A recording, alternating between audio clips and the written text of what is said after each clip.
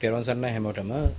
අද දවසේ අපි විශේෂයෙන්ම කතා බහකට ලක් කරන්නේ පුරුෂයා කියන්නේ කවුද කියන එක. දැන් සාමාන්‍යයෙන් අපි පුරුෂයෙක් කියලා හිතන්නේ හොඳ ශක්තිය තියෙන ඕනම වැඩ කටයුත්තක් කරන්න හැකියාව තියෙන ඕනම ගහකට නගින්න පුළුවන් ඕනම තැනක පීනන්න පුළුවන් ඕනම කටයුත්තක් තනියම කරන්න හැකි කෙනෙකුට තමයි පුරුෂයා කියන්නේ. ඒ කියන්නේ මේ ඊට අමතරව මනස කියන එක උසස්ම තත්වයේ ඉන්න කෙනාට තමයි මේ පුරුෂයා කියලා කියන්නේ. හැබැයි අද දවසේ වෙද්දී අපේ මේ සමාජය ගැන ගත්තාම අපේ මේ ඉදිරියට ඉන්න પરම්පරාවට පොල් ගහකට නැග ගන්න බෑ.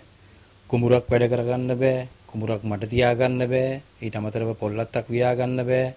පීන ගන්න බෑ.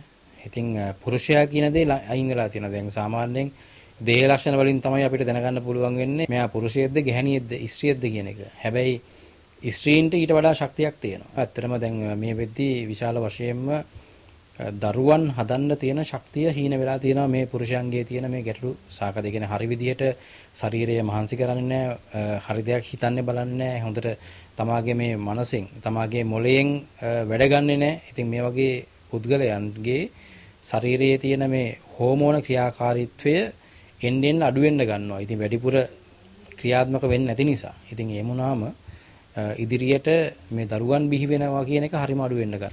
ඉතින් ඉස්සරහට අපිට රොබෝලා බිහි කරලා හරියන්නේ නැහැ මේ රටට. අපිට අවශ්‍ය වෙන්නේ කුෂිකාර්මික රටක් හැටියට හොඳට වැඩ කරන්න පුළුවන්, හොඳට මහන්සි වෙන්න පුළුවන්. පොල් ගහගෙන නැගලා කුරුම්බ ගෙඩියක් කඩාගෙන බීලා එදා දවස ගෙවන්න පුළුවන් මිනිස්සු පිරිසක් තමයි අපිට අවශ්‍ය වෙන්නේ. අද වෙද්දී මේ දරුවන්ට විශාල වශයෙන්ම දහම් පසල් අධ්‍යාපනය කියන එක නැති වෙලා තියෙනවා. ඉතින් ඒකට ප්‍රධානම හේතුව තමයි මේ අතිරේක පන්ති කියන එක සහ මේ දරුවන්ගේ පාසල් වෙලාවෙන් පසුව පන්ති වලට දරුවන්ව යොමු කිරීම. ඉතින් මේ දේත් එක්ක දහම් පාසල සහ පන්සලත් එක්ක තියෙන සම්බන්ධතාවය විශාල වශයෙන්ම අඩු වෙලා තියෙනවා.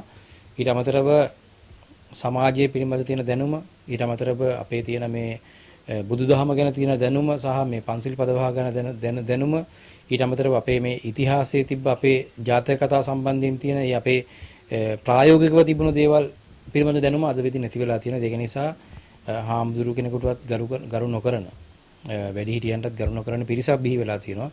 ඉතින් ඒක නිසා පුළුවන් හැකි අයුරින් අපේ මේ ගම්වල ඉන්න අපේ හාමුදුරුවරු මේ පිළිබඳ හරි විදිහට සොයා බලලා මේ පිළිබඳ හරි වැඩපිළිවෙලක් යොදවන්න කියලා මම මේම ගෞරවයෙන් ආරාධනා කරනවා මේ වගේ දහම් පාසල් අධ්‍යාපනය කියන එක දරුවන්ට ලබා දෙන්න කියලා. නිරන්තරයෙන්ම අපිට දකින්නට ලැබෙන්නේ ගස් කොළන් කපන එක විතරයි.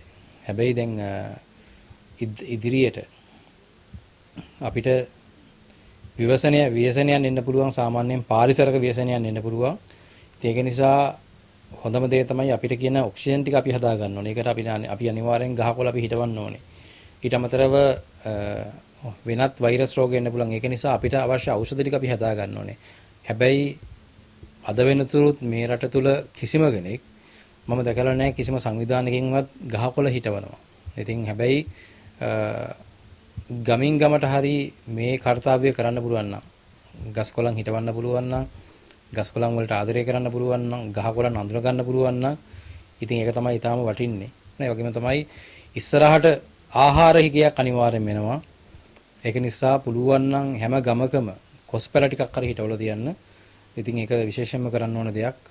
ඉස්සරහට කොස්ගස් කියන ඒවා නම් අපිට දකින්න වෙන්නේ නැහැ. දැන් හැම ගෙදරකම තියෙන කොස්ගස් ගොඩක් වෙලාට තියෙන කපලා තියෙන්නේ. ඉස්සරහට ඒතර ආහාර කියන එකේ ලොකු ගැටලුවක් ඇති වෙනවා. ඊට අමතරව සත්තුන්ට ආහාර නැති වෙනවා. ඉතින් මේ වගේ දේවල් ඇති වෙලා තියෙනවා. දැන් අද වෙද්දී සත්තුන්ට පළතුරු කියන ඒවා නැහැ.